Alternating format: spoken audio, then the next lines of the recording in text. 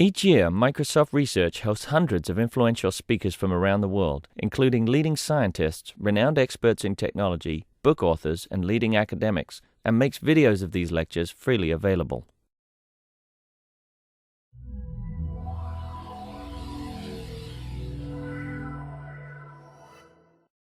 Thank you. Well, thanks so much, Congressman, for the wonderful introduction, and all of you who are represented by him in Colorado are lucky to have him, because he does a great job each and every day. I have to say, though, it was not the Congressman's pull that got me here. It was actually Jan Cooney, who's the program director for broadening participation in computer sciences at NSF. She happens to be married to Steve Robinson, who's on my staff. And so, Jan, I just want you to know,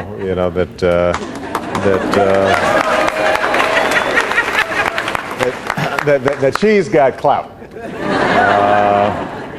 But it was interesting. Congressman mentioned that he comes from a family with strong women, and so do I.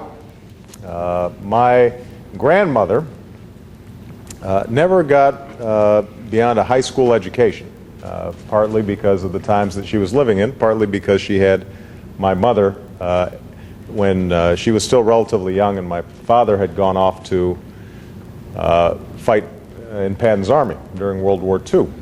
And my grandmother became Rosie the Riveter. She worked on a bomber assembly line, helping the wartime effort in World War II.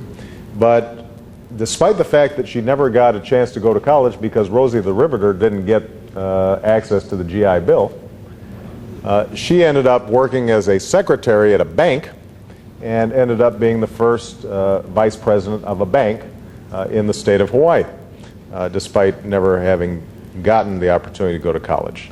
Today she would own the bank because opportunities have changed. My mother ended up becoming a specialist in development issues internationally and worked for a range of international agencies.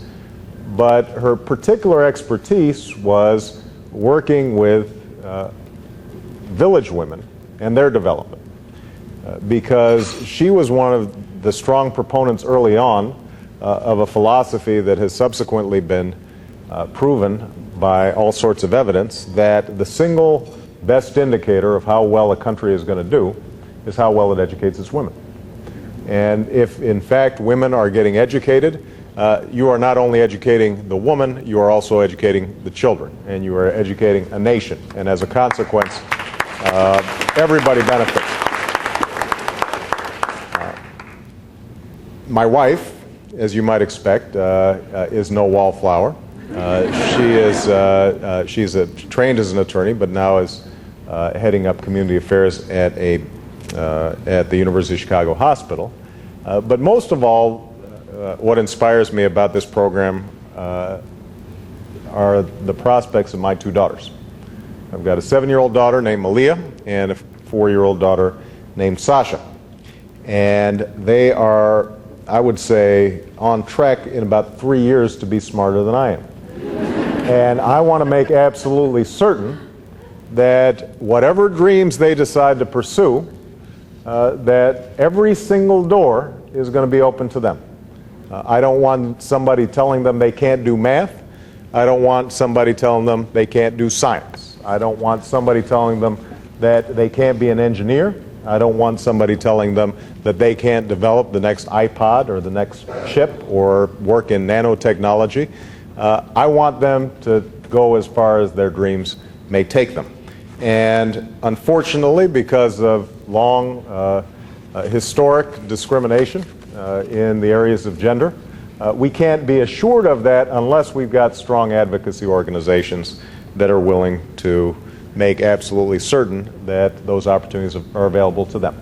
And that's why I am so proud to be here with NC-WIT, because all of you, I think, in the efforts that you are making, and I want to congratulate, by the way, the University of Colorado for its participation in this, are making an enormous difference in the potential of women to access what is undoubtedly going to be one of the critical industries that that this country is going to need in order to compete.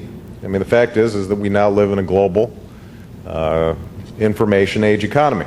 You know, competition from other countries is not going to lessen. It's going to increase, and that competition is going to be based on who can learn more, innovate faster, communicate better, more fully utilize the latest technologies. And as other countries like China and India develop rapidly, and as they continue to produce better educated workers, we now have a situation in China in which they're producing a lot more engineers than we are. I had a conversation with a gentleman who's a supporter of mine in Chicago who has one of the premier medical technology companies and information technology, IT companies geared specifically for making sure the medicine runs more efficiently. And he told me, very frankly, he said it used to be that we went to places like Bangalore, India, just because they're cheaper. Now we're actually going because they are cheaper and they're better. And so if we think that our preeminence is inevitable, we are wrong. And so then the question is, are we going to fight with one hand tied behind our back? And that's what we do whenever we lock women out of the opportunities to participate in this industry. Now, I am encouraged, obviously, that things have changed, but they haven't changed fast enough. And we're going to have to keep on working, and we're going to have to redouble our efforts. IT professionals have traditionally come from a very narrow band of individuals. It's not just obviously women who have been shut out of a lot of these opportunities. We see a dearth of minorities and persons with disabilities as well. The irony is that we have a shortfall of IT personnel in this country, and if we made certain that we increased the pool, then that's going to be good for businesses, and it's more likely that those businesses end up staying here. It's also true, though, that and without being without being essentialist about the thing, I think it's fair to say that women may actually bring a different perspective to the problem solving that is involved in IT. It doesn't mean that it's better. It just means that they may have new insights and different insights that we are, in fact, are not right now promoting, and that is also important as well. So the main reason I want to be here is just to make sure that the rest of the country knows about NCWIT, that it is getting behind NCWIT. A survey released just last week by Bayer Corporation found that many CEOs are concerned that the U.S. is losing its global lead in science and technology due to manpower shortages. But few of these CEOs believe that recruiting more women and minorities would help. That's the problem, and we're going to have to change their minds about it.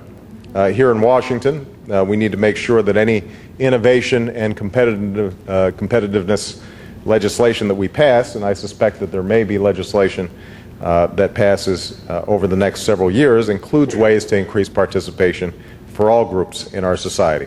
And we also, in particular, have to start at a young age. I mentioned my daughters. The hidden biases and sometimes not so hidden biases against women in math and science and computers starts very young, as we all know. And we've got to make sure that we are tapping into the innovative programs that are out there that encourage young women in these directions. And I know that you people get it. In Illinois, there's a program. This is one of my favorite titles here. It's actually SchickTech, although I like to think it's Chick Tech. But here's how the program works. College students in computer sciences is at the University of Illinois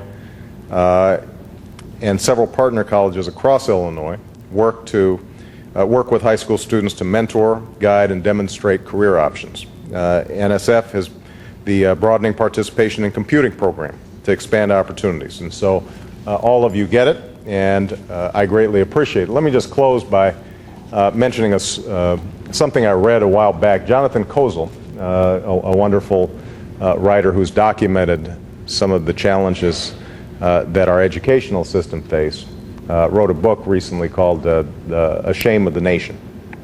And it basically chronicles the disastrous situation that we see in a lot of inner city schools all across the country. And at one point, he interviews a young lady in Los Angeles who explains to him, she goes to Fremont High School, I think it's called, in Los Angeles.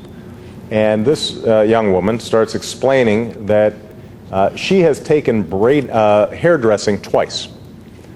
Because in fact, at this high school, there are 2 hairdressing classes available. There is hair styling, and then there is hair braiding. And so she's explaining to Jonathan Kozol that she's already on her 2nd hairdressing class, and a friend of hers, whose name I believe is Mariah, is standing there and suddenly starts to cry. And Kozol turns to the young woman who's crying and says, "Well, what's the matter?" And Mariah, I don't have the exact quote in front of me, but this is the essence of it. She says, "I don't want to take hair braiding. I don't want to take sewing either. My mother was a seamstress. My mother taught me how to sew. I was hoping to go to college. I'm hoping for something else. I'm hoping for something else."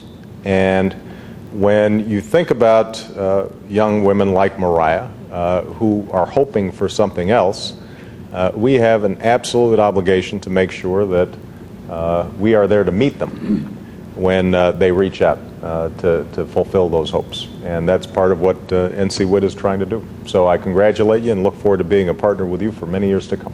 Thanks, guys.